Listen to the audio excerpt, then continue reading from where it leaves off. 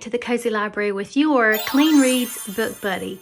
Today we are starting an April reading vlog. I'm going to read each of these 10 books that I've chosen for my April spring TBR so that by the end of it we're going to have an April reading wrap up. Slightly different view today. I've moved my desk around a little bit. Over here to my right I can see my rose garden when I'm sitting in this position. We're going to be all over the place. I'll just bring you along as much as I can as I read throughout the month, and then I'll let you know my thoughts.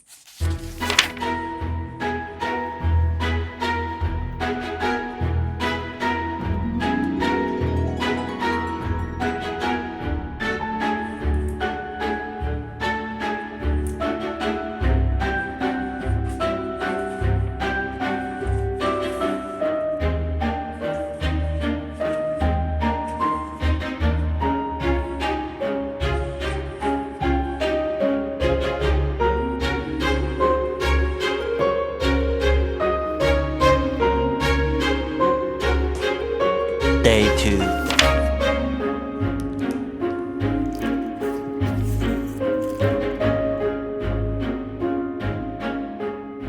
Beatrix Potter in Bolton Gardens holding her pet rabbit Benjamin Bouncer, 1890.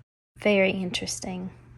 Day 3. Quick thoughts about The Blue Castle by L.M. Montgomery. This was published, I think about 18 years after Anne. Beginning was so odd, and it was kind of getting old how mean people were being to Valancy, our main character, who is a 29-year-old single woman. Her mom is overbearing, and everyone around her is very cruel, and she doesn't speak up for herself. So I was getting a little frustrated, but around page 26, the plot starts changing, and I became very invested. It is quirky, it is unusual, but it's so fun to see Valancy come back and how she reacts to these people who were so mean to her. It's quite funny. I'm not going to tell you how she gets away and what the Blue Castle is. I want you to find that for yourself, but I did want to read just the beginning here. If it had not rained on a certain May morning, Valancy Sterling's whole life would have been entirely different. She would have gone with the rest of her clan to Aunt Wellington's engagement picnic, but it did rain, and you shall hear what happened to her because of it. I enjoyed this. I gave it 3 stars. Positively Penelope, number 2 in the Scamar series. Of course, Authentically Easy being number 1, Loyally Luke, number 3, that I'll be talking about soon. After reading Authentically Easy, which I loved, I thought was hilarious, I gave it 4 stars, and I was so curious how this was going to stand up to that one. This one I enjoyed even more. It might seem weird to say, but that book and this one so far are comfort reads because they're so light-hearted and funny. The dialogue is hilarious. Penelope is the most positive, hyper, head in the clouds, theater and classic movie loving and quoting young woman you've ever met. You will love her. I gave this one 5 stars. Beatrix Potter's Gardening Life. I won't talk a lot about this because I showed you so much, but it was fun to just romp through and read about the creator of Peter Rabbit and such a talented woman. I gave it 3 stars. Tomorrow. One of the nonfictions on the TBR is In the Lord I Take Refuge. I went on Amazon to find a new devotional very carefully, and after a lot of research, I found this one, 150 Daily Devotions Through the Psalms by Dane Ortland. I had never heard of him, but apparently he's pretty popular. And what I've been doing so far, for today, our psalm is going to be Psalm 9. So I will read it for myself in my Bible, and then I will listen to him read it. He has a podcast on Audible, and for free, I can listen to each one as he reads it. And then at the end of each one, he has a little bit of a commentary where he adds context to what was going on in the psalm, and then a little application for today's time. And it's very, very good. I've been enjoying it. And then just because I'm me, I like to write some of the psalm, or all of it, if it'll fit. So the last one that I did was Psalm 8. The whole psalm would not fit on here, so I choose some standout verses that I wanted to list. But like on this day, it was really short, and I was able to put a few notes. But this just helps me feel like I'm memorizing it a little bit better, and that's my current Bible study. Highly recommend.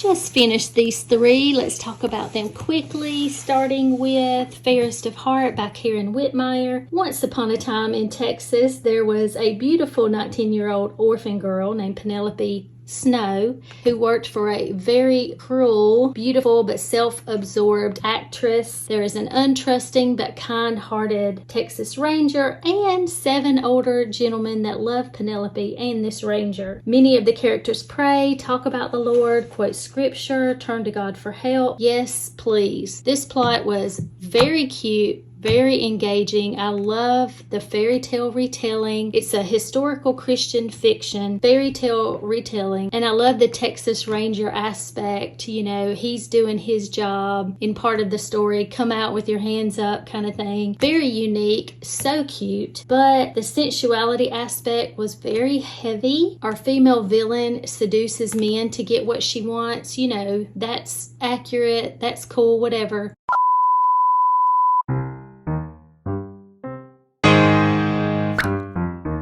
But there was too much described instead of just implied, in my humble opinion. But I really enjoyed this story. I gave it 2 stars because of that content. Little Women, which is a historical fiction, of course, by Louisa May Alcott, published in 1863. As I listened to the unabridged classic for free on Audible, I flipped through this children's edition. It was pretty accurate, but it just didn't go in as much detail. It's on my wish list to get the classic unabridged physical copy, but I don't have that yet. There's so much about the full story to love. The undercurrent of Christian values, my quote-loving heart. I wrote page after page after page of Marmie's quotes. Aunt March and Joe are my favorites with their sassy mouths, and the chapter where Joe sells her hair gets me every time. Squeaky clean, good for all ages. A quote from Marmie that I'll leave you with: go to God with all cares, hopes, sins, sorrows, as freely and confidently as you come to your mother. No complaints. 5 stars. And The Mysterious Benedict Society, book number 1 of the series. I heard about this over and over from Lindsay. I had never heard of this book before somehow. A middle grade. I went into reading this pretty much without knowing much about it, except that there was a group of genius kids. It was so fun to read about them having to test at the beginning and going on missions if they pass the test, and all the adventure and things that they get into. It's a very unique book. You can tell by all my annotations. It's just so interesting. It was so cute. And each chapter that you get to has this image and you're like, what in the world? Logical conclusions and miscalculations. Super cute story. Loved it. Gave it 4 stars.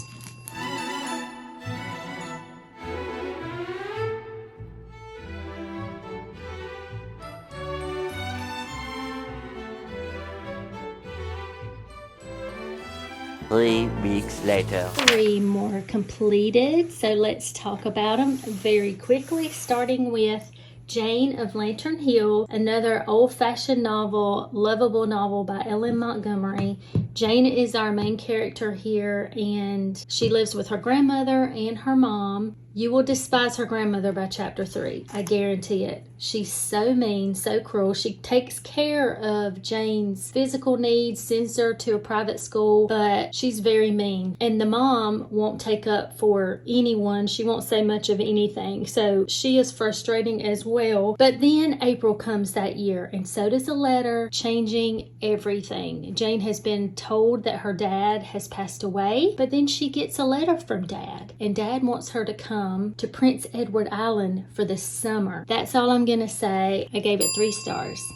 Heir to Edenbrook by Julianne Donaldson. This is the prequel to Edenbrook that I have talked about ad nauseum. Edenbrook that I love so, so much. The prequel is only about 50 pages, and it really goes into more detail about our delightful hero. It makes me want to read Edenbrook again, even though it hasn't been that long since I read it. I hope this author continues to write. I gave this 5 stars. And last but not least, I read an advanced reader copy of Loyally Luke by Pepper Basham on my Kindle. There's Miss Pepper. Loyally Luke is set to be published on May the 14th. I don't want to tell you much except that Luke gets to go back over to Skamar. If you've read the first two, then you know Izzy and then Penelope have found love, and he wants nothing to do with romance himself. He's my favorite. My name is Luke Edgewood, and there are a few things in life that I require. Mainly black coffee and flannel and lots of solitude and my dogs. What I don't need is romance. So I have no plans to change my 30-year-old bachelor status anytime soon. His character is a hoot. I love it. Gave this book 5 stars. And if you haven't already pre-ordered the book, that helps authors so much. If you go ahead and pre-order before the release date, again, it's May the 14th, I think you're going to love it.